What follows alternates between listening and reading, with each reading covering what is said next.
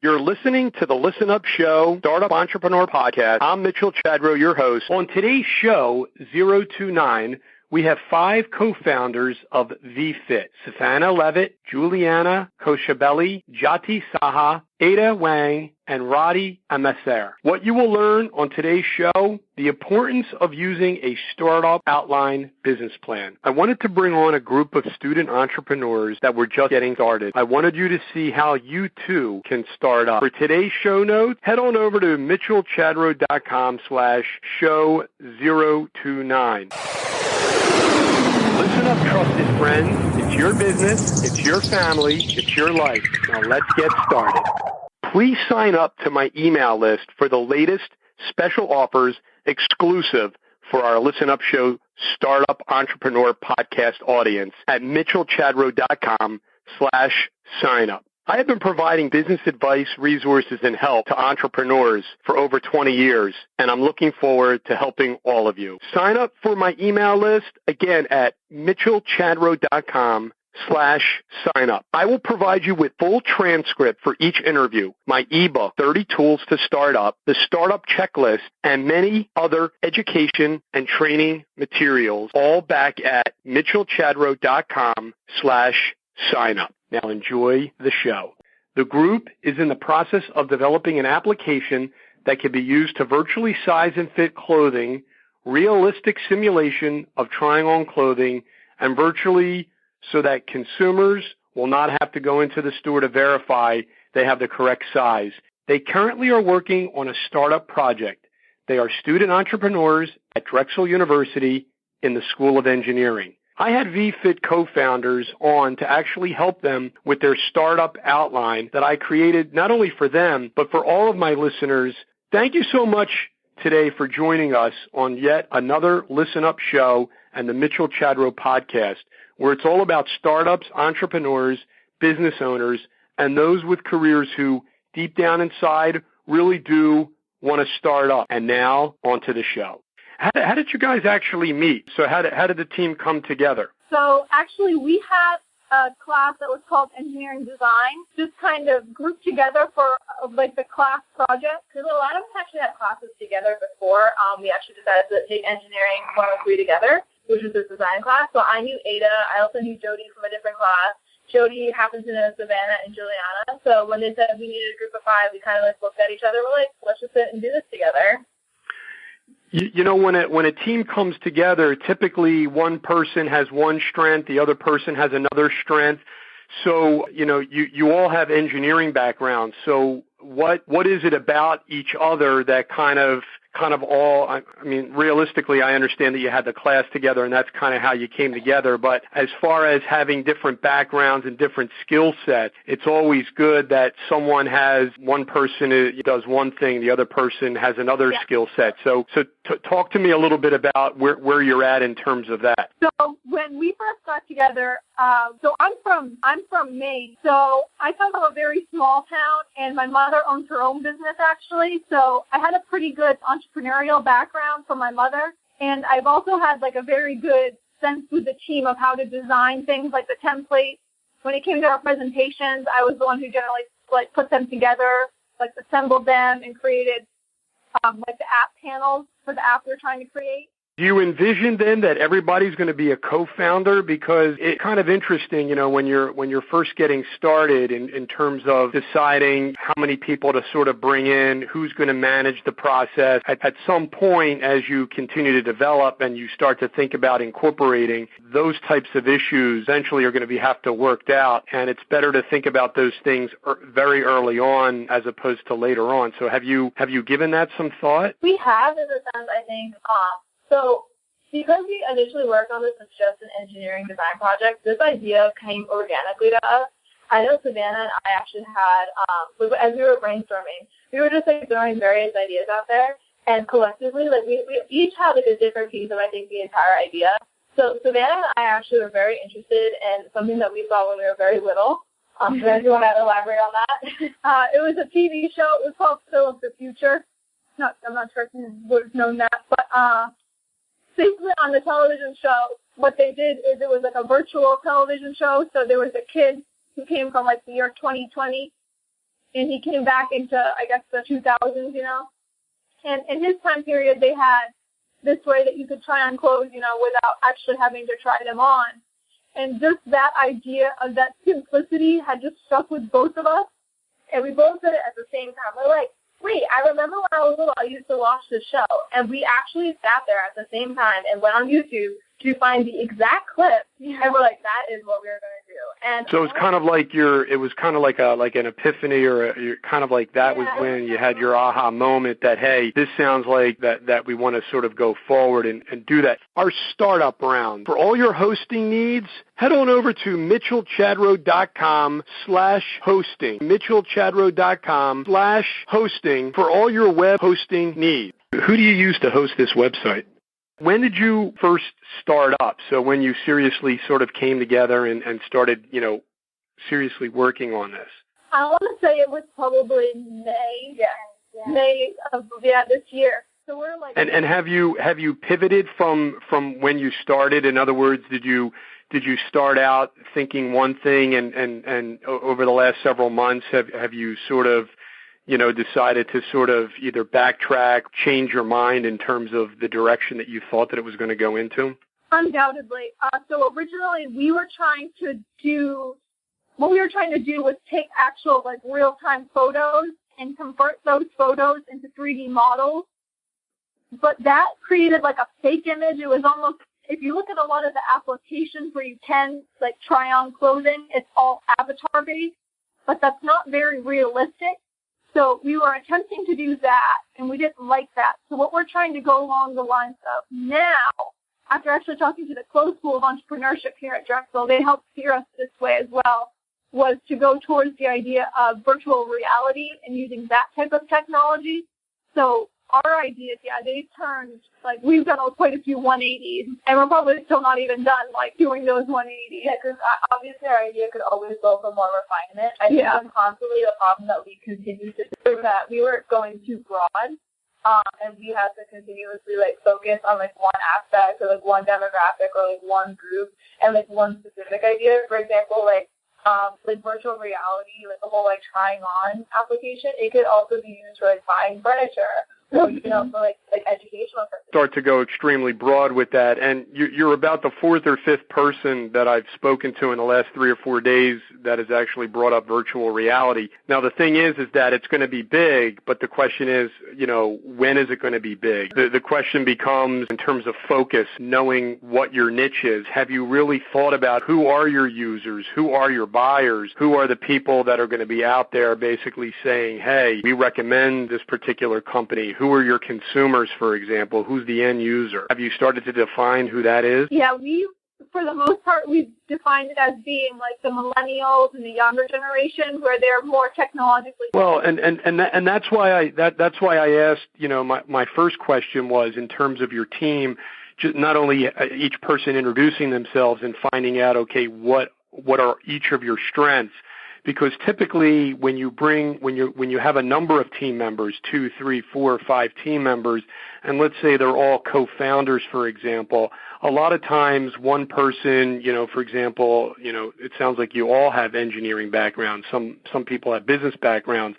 Some people might have sales background, for example.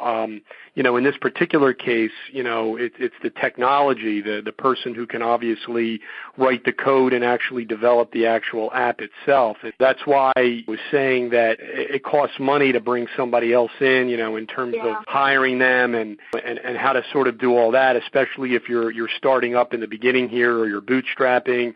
Or even before you're raising money, you really needed to flush out the idea first and sort of get a prototype, which we'll talk about. How do you envision, if your end user is the millennials and not the stores themselves, how do you envision getting paid for this? I mean, is this a free app? I mean, and if so, how are you going to make money?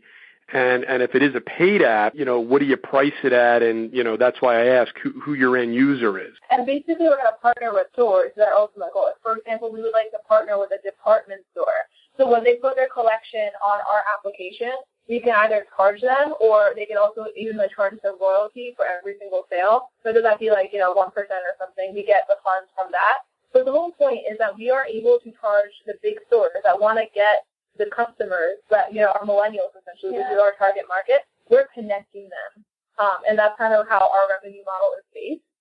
Again, at the beginning, we're most likely going to, be able to give stores like, hey, like, we're trying this, like, we're going to partner with you guys. Of course, not charge them anything at the beginning. But once we have established a target demographic, once we know that, like, these stores would love to get their hands on these consumers, that is when we're going to definitely implement a revenue model that would either be royalty-based or just, again, like a monthly charge of however much. In terms of then your market research, so you do understand, the millennials, the users who are obviously going to, not only use the app, but the stores that are going to then see the potential in the app to say, you know what, we want to go with your group because your technology is better. Have you begun to do that market research? Right. So we've been looking at two different types of stores. So our first, obviously, I think the thing that we're going to do is we're going to focus on Philadelphia because that is our home city. At some point when you have that prototype in hand, you'd want to probably at least get about 100 people to test it out and to sort of get an idea. The reason why I asked you who your end user is, who you're focused on, is because it's either the millennial, the person who's obviously going to use it to make the purchase of the item, or it's the actual boutiques themselves who you're saying to them, you're going to them and you're saying, you take this app and market this app to your end user, i.e. the people that physically come into the store. And so there's a shift there, who that end user actually is and who you would actually want to target in terms of your market research. Do you see what I'm saying in that regard? Yeah, we were actually thinking of like a way to sell it from the inside the store to get more people to download the application,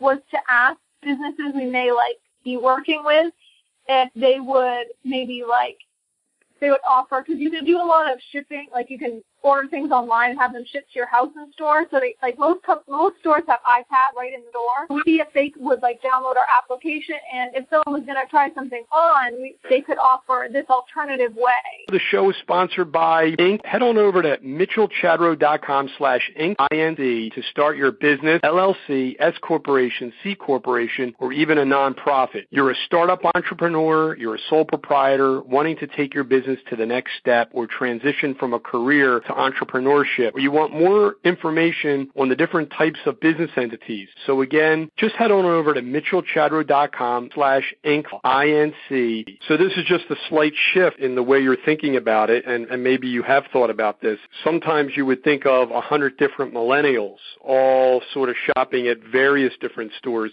as opposed to just going into one boutique and looking at that one boutique owner as being just one user and all of their users being their users, but your user is just the one boutique, so that they're actually bringing you a lot of users. You see what I'm saying? Yeah. So your customer is actually the boutique as opposed to the millennials that are actually shopping there.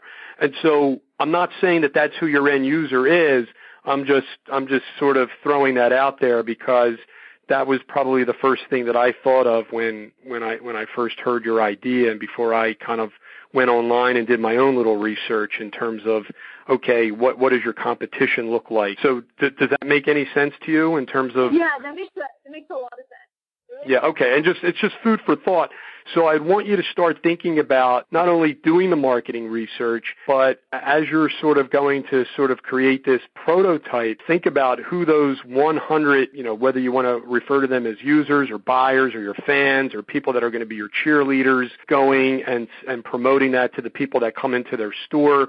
But you're going to have to convince them that, this is going to help increase their sales. So there's really no one on the team that obviously at this point has the skill set, let's say, of sales, correct? Correct. So that's another person we'd have to look at bringing onto our team as well.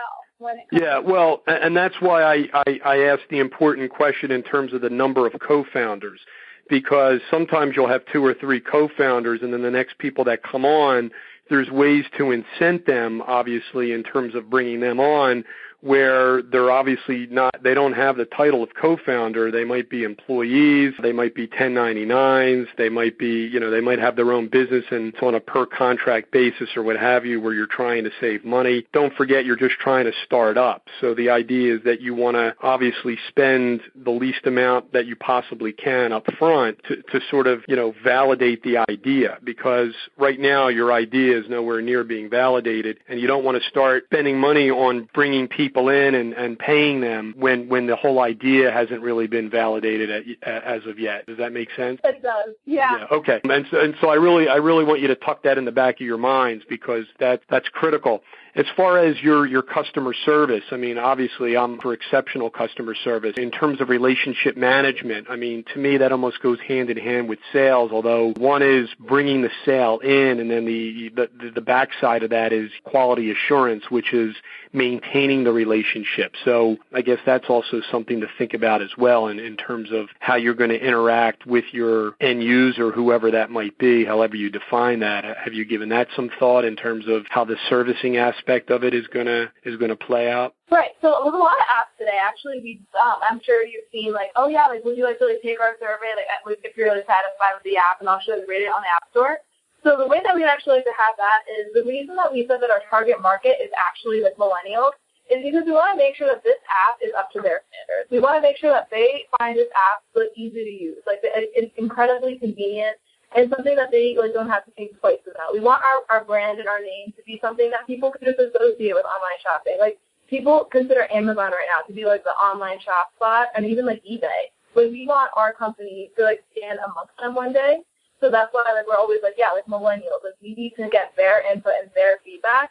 So of course, with our app, once we do have the prototype, we're gonna make sure that users are actually giving us good feedback and following essentially completing surveys. So we actually know what they're thinking. So although we are millennials, we're just a very small percentage of the entire market, and we want to definitely make sure that we're incorporating everything that they could possibly want in an app that's feasible, easy to use, and convenient. And you also want to give some thought to actually how you're going to obviously engage them, how you're going to keep in contact with them. Obviously there's PickMonkey where you can, do obviously surveys for free. And I just happen to have a little experience in marketing research. I remember the first company that I worked for at 15, 16, it was a marketing research company and actually higher end. So we were doing marketing research surveys with businesses and business owners and entrepreneurs and doctors and dentists and so I had some experience there, and some of my family is in marketing research. So, you probably want to give that some thought in terms of how you're going to incent people to do that, how you're going to get in front of them to take a 2 or a 3 or a 4 question survey that's simple and easy and straightforward, but you want to get the most out of it. That's why I said about focusing on those 100, because I think that what you want to focus on is not people that are going to necessarily be indifferent to your app, but you want people that are going to obviously be raving fans, people that are going to be in your corner and that are going to understand and get it. So I would much rather you focus on those top 100 than to get a lot of people that are kind of indifferent and you're not able to really get a lot of good feedback from them. You know what I mean? So you might want to focus on, quality over quantity in terms of the number of people you get, whether it's 100 boutique owners or 100 millennials or however you define that. But I would definitely go for quality over quantity. Oh, I definitely agree, especially because, like we were saying, a lot of the applications that are trying to achieve this, they miss the mark exactly, because they're not realistic. I've made at least several of these application models of myself, and I'm displeased with every single one because none of them look like me.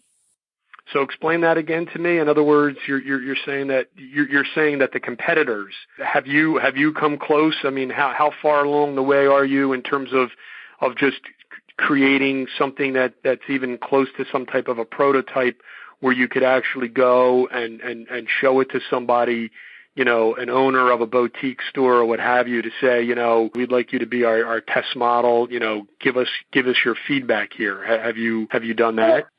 Here in Philadelphia, and they're currently looking for people to actually come in and like essentially boost their sales. So I was actually talking to one of the boutique owners, and they were kind of talking to me about that. So essentially, like, we have one of those business relationships working, but in terms of the actual app, what we do have is we have the entire model. The only problem is we're only software engineering students, so not a lot of us actually have the computer like coding background to actually build an application that could actually handle so many people. Virtual reality, for example, is insanely hard to do, and like we just don't have the background at the moment.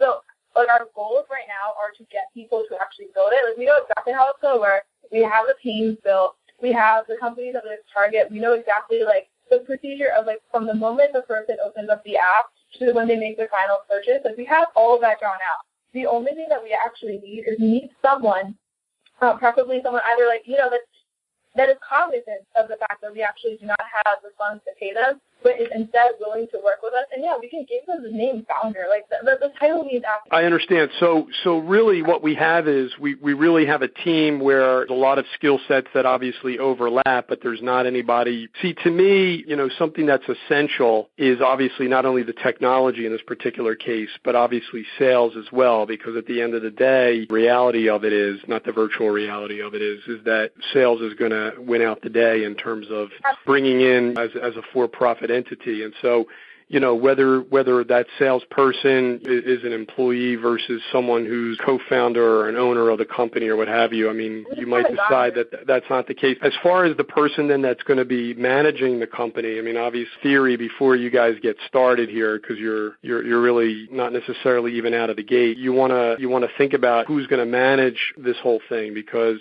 you could just imagine if you have 3 or 4, or you know, now if you're thinking about bringing in a 5th person, for example, it's starting to become very unwieldy and very cumbersome. And, you know, in order to, right now it's in its infancy, so it might not be an issue right now, but depending upon how things over time. And so it's nice to sort of have some of those issues kind of addressed earlier on than later. So I don't know, have you given that any thought? Yeah, so the way that we kind of at the moment have set up our management team, so I know you saw the co-founders essentially, and it's the 5 of us. So essentially we've given each of us essentially a position. So I'm kind of like taking over like the business side of it. Savannah's taking over like marketing. Jody's taking over the algorithms and stuff like that. So like, each of us have like a specific delegated role. At the end of the day, we would like to obviously increase people on our team, like because we don't have those expertise. But at the moment, that hasn't become a concern. And I understand that like from your like law background, that would be essential, you know, for the company to make sure that we are growing and our management team is being taken care of. But I think because we were just, you know, in the beginning, like we're trying to get the best people like around to try to help us actually formulate this idea. So we haven't necessarily gotten there. We're definitely going to think about it. But in terms of like managing the company, I know all of us kind of want to do it a pentagon formation. So each of us kind of tackle like one area. We sit down together. We discuss everything. Because I mean, it is just the 5 of us at the moment. So of course, like when we get bigger, we'll have to like delegate those roles and be like, all right, this person's in charge. And you know, like I don't think it's for us anyways. It's no hard feelings. You know, like this is a company's good business, and we do understand that. But I think right now, because it is just the 5 of us, it's just going to be the 5 of us managing and taking on. I can tell you, everybody at the bank was in sales, even if that wasn't our core function. So even if I was in the legal department, for example, you know, I was constantly out there, you know, meeting people, and it was just natural for me to say to them, gee, you know, what are you doing for this, or what are you doing for that? Let me put you in contact with this one, or let me put you in contact with that one. Definitely going to have to be something that's going to obviously stretch you, meaning that it's going to be certainly the cliche of out of your comfort zone, but I think that's the definition of a startup. Talked a little bit about money. To me, the best resources cost very little, especially in the beginning. So, you know, obviously watching the spending and leveraging the technology. So when I say leverage the technology, no one here really has that technology background. And so at this point, as a practical matter, you're already 5 people already. Are you bringing in now like a 6th? And I'm thinking just from a cost perspective, things that are realistic and maybe not so realistic. So, you know, what resources do you have at your fingertips to basically help you create the prototype? The prototype doesn't have to be perfect. It doesn't even need to be near perfect, but you need to be able to sort of bring something to these boutique owners to show them. And remember, it's 100 boutique owners so that you can, you know, bring something to them and say, this this is the concept, this is the idea. We would like for you to be one of our first businesses to obviously utilize this app. Just out of curiosity, the app is going to be free to the millennial, and you spoke a little bit about it, but how are you going to get revenue then directly? I mean, you mentioned something about a loyalty program, but how are you going to sort of tie that back to the business owner, in terms of, how did the app do this for them? Right. Okay. So just backtrack a little bit. So although we are engineering majors, a lot of us do have business backgrounds. I'm actually in the professional business fraternity here at Drexel. And I have a lot of connections in that perspective, and I actually find myself more or less concentrating towards a business background anyway. So I'm kind of hoping that I can take on that Salesforce team as well as bringing more people on board, of course, to help. But then going to your question about the overall revenue model. So essentially, we would like to have the first couple of boutiques, obviously, we're not expecting to get any money after them. That is essentially just to make sure that our product works and that users are actually satisfied with it. Eventually, we would either like to charge the boutique owners, per month, here's how much money that we expect that you guys will give us, or how about eat a percentage of each of the sales that are actually made on the app itself. A very small percentage, but overall, with each sale, maybe 1%, 2%, depending on how big the sale is, we would be getting almost a commission for translating those users that would necessarily not be able to walk into that boutique but would like to have those clothes given to those store owners as basically as, hey, here's another chunk of the market that you can that would basically untap it for that we are now bringing to you. Now, of course, the app is going to have to obviously not only keep track of what those sales are in relation to, because the idea is, let's say I'm coming into the store and I'm using this particular app. So the question becomes, how does the app know, or how does the store owner know, or how can you tell that particular sale is based on, you see what I'm saying? So, there's going to have to be some type of a mechanism that's developed in there that, that ties that in. So the way that we're kind of looking at it is there's a lot of, as a student, I know there's a lot of, scholarship connections out there where if I give them my demographics, if I give them, this, that, and something else, it'll match me with all these scholarships, and I pay for that to be done. But the thing is, essentially, we don't want our consumers, we can have them walk into the store, that's fine. We can have, location enabled, that's fine. They can be in the store making the purchase. But at the end of the day, we would like our market to be any millennial that would like to go to any boutique and be able to basically, again, like as Savannah said, be matched with the specific boutique to find that particular piece of clothing. They don't have to be in the store, and I think that's kind of one of the beauty aspects of this app in general. You could be at an airport. You could be online shopping. You could be, in class. You could be online shopping. The whole point is, you could be anywhere, and you can still get that boutique experience. You can still get clothes from that particular store or from that particular brand from wherever you are. And the best part is you don't have to worry about the fact that if it's going to fit or not, because we're going to try to use virtual reality to basically be all right, this is a guaranteed fit. When you go online shopping, you're not sure what you're buying at the end of the day. We want to close that gap, and that's what the market has been continuously missing. And another thing would be there's a lot with online shopping. The returns cost companies is money, so we're going to be saving companies. We're going to try to at least save companies most of these returns because the consumer will get that actual they will see that they like or don't like the article of clothing before it actually makes it to their house. Essentially, Amazon loses thousands of dollars each year, maybe even millions of dollars. I don't know the exact figure, but they lose so much money each year because the product that the consumer actually likes will actually expect to be getting in the mail isn't the exact article that they were thinking of, whether that be clothing, furniture, electronics, whatever. They were not expecting that. And most of the time when it actually does get returned, it does not go back out. Most likely it'll be sitting in either their storage forever because either it was tampered with, it's not the full quality anymore, it will go somewhere else or it'll be resold. But the chance of that happening makes Amazon lose money each year. And well, here's the thing, and that's why when you flipped it around and you said, the millennials can be anywhere, they don't have to physically be in the store. When I'm saying about focus and don't be distracted, I guess your end user could be more than one person. But I guess in the beginning, to define who that is, meaning that are you focused on getting the specific app in the hands of the millennials, or are you going to say to the shop owner, this is why you should fray this cost, because using this app is actually going to save you in the long run because there'll be less returns. And if you could figure out what the percentage of the returns are and save them from the returns, that percentage of the savings could be what they're actually saving by using the app. See what I'm saying? Yeah. So you're going to them and you're saying, this is what I'm going to save you, and that's the reason why, you should be willing to pay me X. You see what I'm saying? So yeah. I'm just throwing that out there as another idea in terms of, your business model, in terms of. Yeah. And in terms of like in-store sales, we're trying to, this is maybe a bit of a stretch, but possibly even eliminate the use of dressing rooms in the store, because if we have this technology, the stores could just have iPads where people could try these clothing on, like try it on in the store. Well, and yeah. This will save customer, this will save like the company's money and like clothing steals, like. Our fast pitch, mitchellchadro.com/books for books, audio books, guest recommendations, and the books that I read to start up each day. Sponsors our fast pitch, my book club recommendations, back at mitchellchadro.com/books. To see more of my recommendations and recommendations of our guests, just go to mitchellchadro.com/books. It's your number one resource for book reviews and recommendations.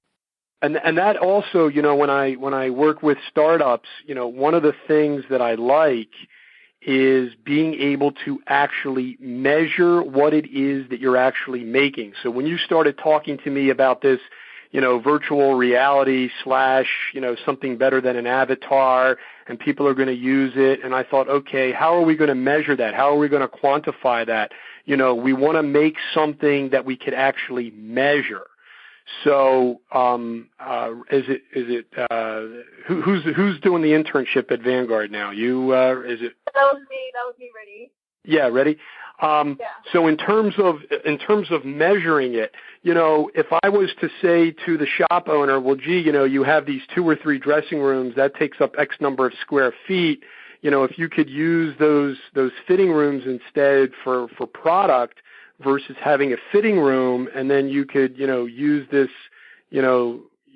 this device where people don't even need the fitting room. They could just purchase it. It'll make the purchase faster, quicker, it'll increase sales, and it'll be less returns. And so therefore, this is how we can quantify what you're going to save, or what you're going to, what additional you'll be able to get from that.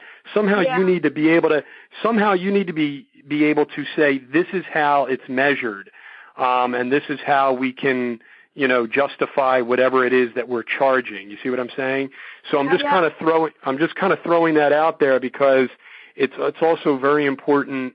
And I've put something together for you.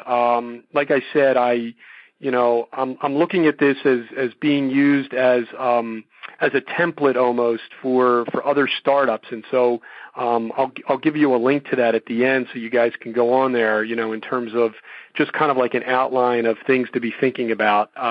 So, you don't even need to be taking any notes. I have some notes here for you in terms of what to think about in addition to what we're talking about. So does that make sense to you then? In terms of, how to measure that?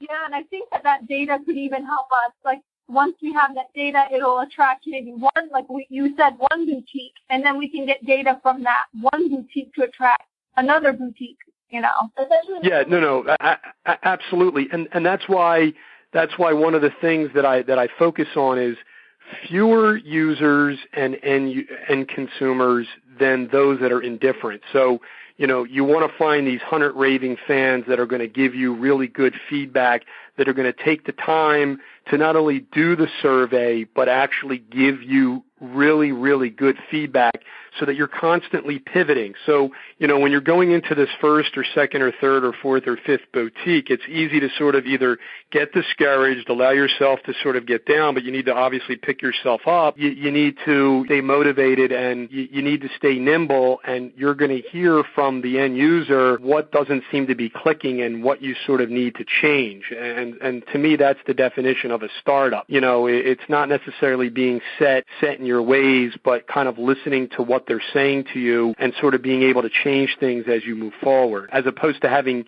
people that are kind of indifferent to your product, or people that are really not going to give you insight as to what they're trying to tell you to do. You want to get that good feedback. Does that sound like it makes some sense to you? Yes, that makes total sense. Yeah. Bear with me for 1 second here. So in terms of thinking about the prototype, obviously that was my point. You want to constantly be iterating. Constantly changing. Don't get discouraged, because you're going to be doing it again and again and again, over and over and over, and you're going to constantly be pivoting, to basically learn what's not working, what needs to be changed, what needs to be done over, and you're not always going to get it right the first, second time. You know what I mean? Airbnb, they reiterated like 3 or 4 times before they finally had their final product. So, you really do want to be kicking the tires with these end users to find out, what they like and what they don't like, because at the end of the day, that's going to be who's going to be giving you the feedback. And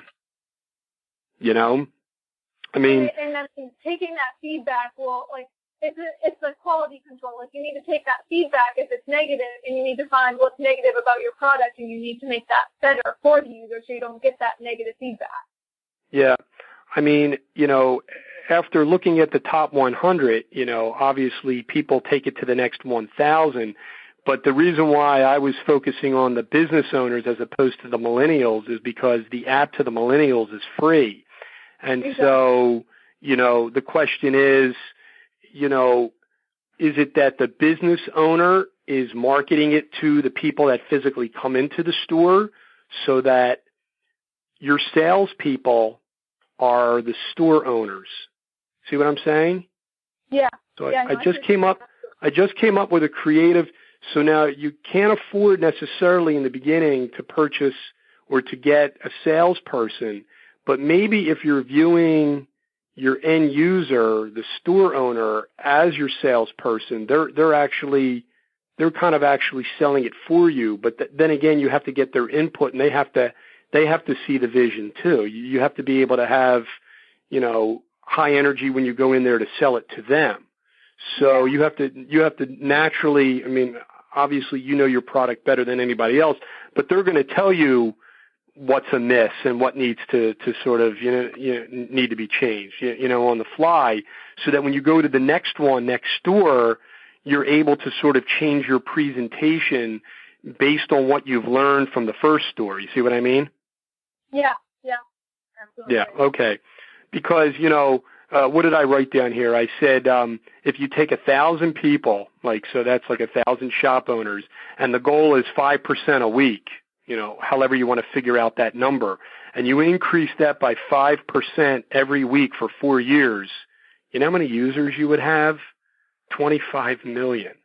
So, so it depends. Are you starting out with 1,000 millennials, or, you know what I mean? Are you starting out with 100 boutiques?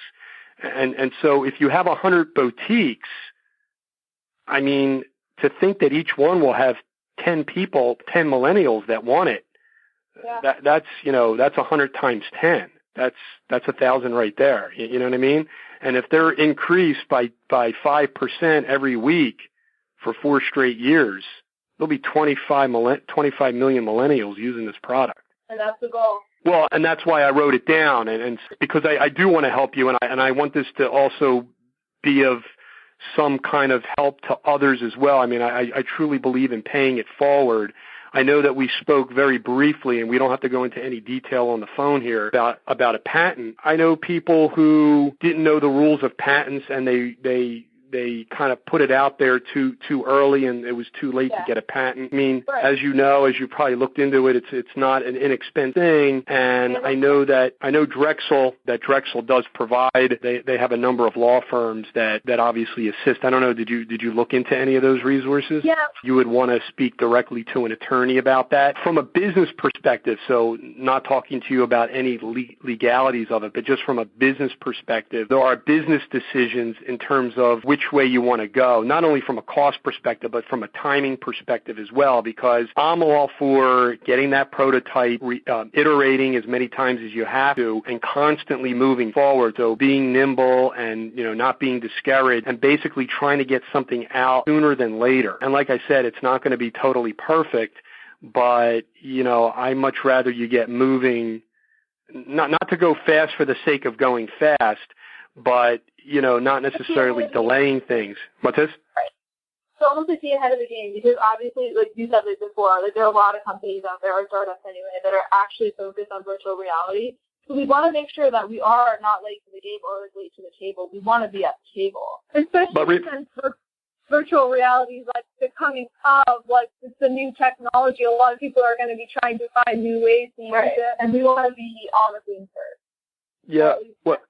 Well, I'll tell you what. I mean, bringing up the thing with virtual reality, that's great. They were too early to market. It wasn't that it was a bad idea, but they were just a little bit early. So, you could start to overly complicate this thing. You know what I mean? Now, that's not to say that, you won't be able to pivot at some point, but I just want you to stay kind of focused in having some type of prototype, getting those, focusing on those 100, doing your marketing research and surveys with them, talk to them. I really want you to deal with people that are not indifferent, but that are more going to be your cheerleaders and understand where you're coming from. And who knows, maybe it's the boutique owners that are going to be your salespeople, as opposed to you going out and getting the millennial. It might be a little bit of both. You might have a hybrid, but I just wanted to kind of. Absolutely. And we really do appreciate this, and we would like essentially almost like a mentor to kind of guide us through this. And people that you do have a business background.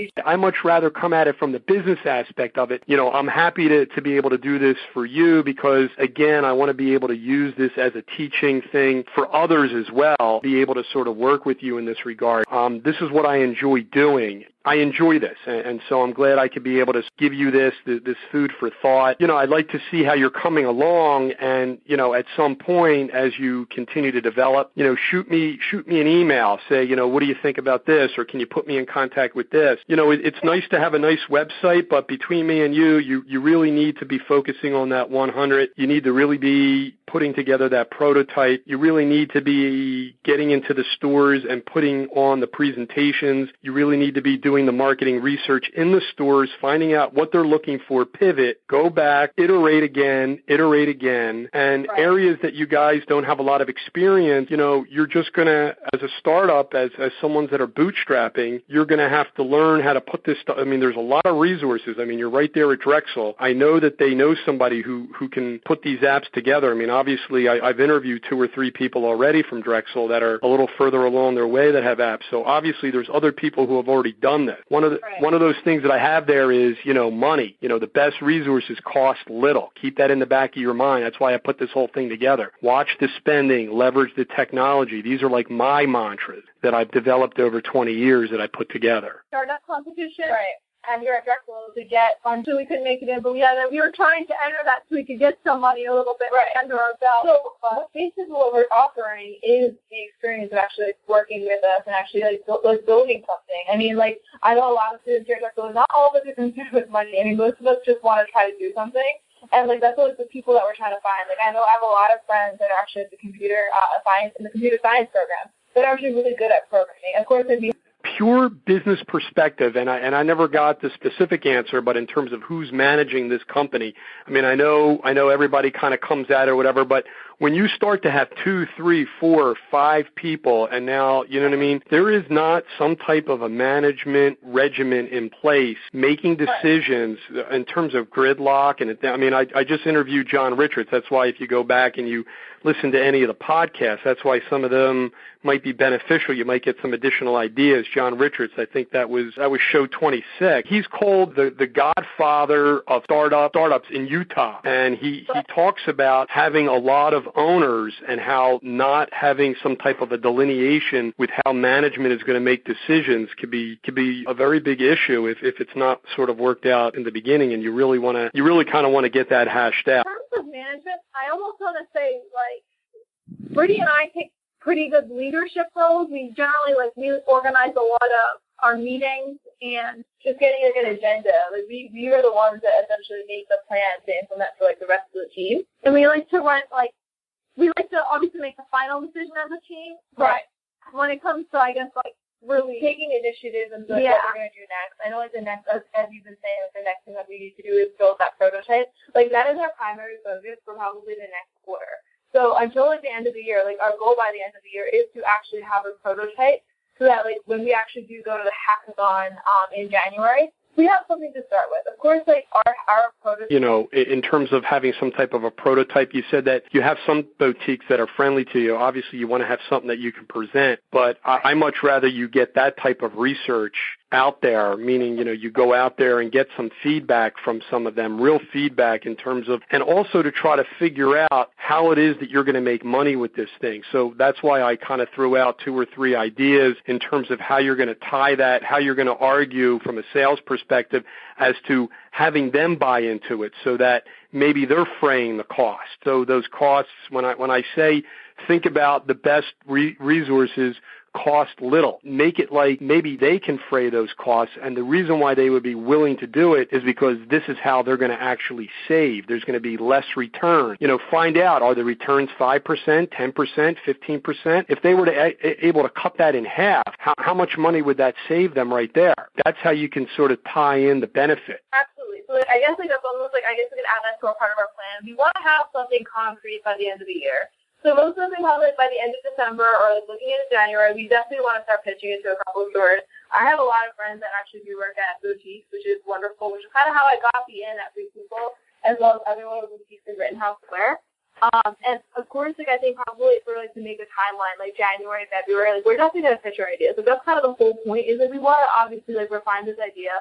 We want to see if we can actually make money with it, how we can make that revenue result. Because when we actually did submit our business plan, I think that was the one thing that was kind of lacking overall is our financials were a little off. A lot of people were commenting saying, oh, well, maybe people are underestimating the actual cost of launching this product. And we want to make sure that what we have can be done, but that it's actually marketed correctly, that we're actually targeting obviously the right boutiques, the right stores, the fact that people will actually use this app.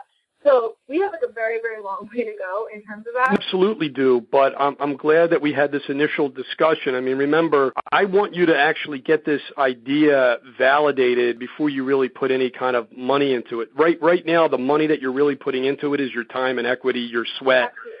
So to speak, is equity sweat. So you want to basically validate it. One of the ways to validate it is to get some type of prototype out there sooner than later, just to kind of get some feedback so that you know that you're on the right track, or maybe you're not on the right track. Either way, the market is basically telling you certain things so that you can constantly, as I put in that outline for you, you're iterating each time. So would you say the app, so in terms of actually having a prototype, do you mean an actual functioning app, which is what we essentially want to build by the end of the year? Or would you like us to just have a plan of the app as what we currently have and then actually go and do that market research now before we start building it? We talked about different resources, and there's different technology where you could at least show certain things visually on the screen. It might not be a full-fledged app, or it might not be a full-fledged, it could even be a video presentation, for example, but something... Yeah, we actually have, for our design class, we had to create, we just thought it would be good to create, a visual, what the app would look like, and then we actually created a video of how we were hoping the app would work. Taking that to the next level and continually developing that, I would absolutely look into, okay, what are different things that I can do to enhance what I've already done? Like we talked about video, adding sound, adding whatever it might be, adding graphics, whatever else that you have to to add to it, constantly be pushing it forward so that you're moving closer and closer and closer what it needs to be. And that's where pivoting comes in, you know what I mean? Because you're going to realize that you could probably add some things to it. And there might even be either cheap or very low cost technology that you can use so that you can present that. Sales is something, or how to naturally build those connections and those relationships, because it's not intuitive for everybody who's, let's say, in the engineering area. Yeah, I know I've been working on the website a little bit. But from a business perspective, just generally the personal story, one of the reasons why I like to ask podcasts about business, family, and life. I love to talk about business, but I'm just as happy to talk about the business as it is the people behind the business. Finding out about you guys, how you guys met, how you guys interact, and that whole story, that's important to me. And I want to basically see that when I come to your website. So, maybe a portfolio of some of the things that you're working on that doesn't have to give away the patent or the technology. So, I think that there's probably some things that you could put out there without it affecting the patent, but you'd probably want to talk to the lawyer or the patent attorney or what, in terms of that. But I still think that there's something that you could put out there. You definitely could put out yourselves and your story. Yeah. And if you have some people that are interested, like a boutique might be interested in this, say, I'd like to feature your boutique on my website. I like that idea, yeah. You'd ask me, what we struggled with trying to do. So before our talk, we had to make a business plan for the closed school for the competition that we essentially entered. So that was something, without your help, that we definitely struggled with. So, your help, now we can make a much better business plan and whatnot. You want to validate the idea first. You know what I mean? You want to be able to then execute on it as well. So that whole execute. The timeline, the timeline you've given us to, what we should do first, that's definitely been very helpful, too. Because since, we don't know how to, we don't know how to start a company. We don't know how to do any of this. So giving us this outline of what we should focus on and, throwing out these ideas that we haven't maybe thought of, that's been so helpful. Yeah, no, like I said, a benefit that I'm thinking is if you can come away with 2 or 3 or 4 different little things from our communication this evening, then I will have thought that it was a success in terms of what I wanted to achieve. And then we'll go from there. I'd really like to find out your progress, and you'll obviously start to implement some of these things sooner than later. And remember that one thing that I said there is you always want to be nimble. You always want to be... Right. You basically want to start up every single day. Every day you want to be focused, but if something's not working, you're early enough on that you're not stuck to it. You could always change it if it doesn't make sense. So you want to do that because you're constantly validating your idea until you get it right, and then you can sort of put it out there. But that's why you're going to focus on your users. Yep, absolutely. Our wrap-up round, mitchellchadro.com/photos. For all your graphic design needs. And we really do appreciate all the advice that you're giving us. We really need this guidance, and we're just very appreciative of everything. So thank you. This type of thing is going to be obviously able to help other people as well. Yeah, thank you so much. Yep, thank you so much. Have a really good night. All right, everybody, have a great evening. Take care. Be good now. Bye-bye. Bye. I really hope you enjoyed the show. To listen up to our show with Christopher Gimmer and get the show notes and resource links, go to mitchellchadro.com/show028. Until next time, take care, everyone. In closing, let me ask for my listeners' help. First, please subscribe to my email list at mitchellchadro.com/signup. You will get all the full interview transcripts, my ebook, 30 Tools to Start Up, where I talk about these free resources in show 006. You'll get the startup checklist, education and training materials, and other resources just by signing up at mitchellchadro.com/signup. Listen up, trusted friends. It's your business, it's your family, it's your life. Go out and live it. Back at mitchellchadro.com/signup, help me boost the rankings of the Listen Up Show, the Startup Entrepreneur Podcast, by providing a well-written review in iTunes. mitchellchadro.com/iTunes. It helps other people find the show. If you actually need instructions on how to do this, you can find that back at mitchellchadro.com/signup. Thank you so much for subscribing to my email list and providing a written review on iTunes. Until next time.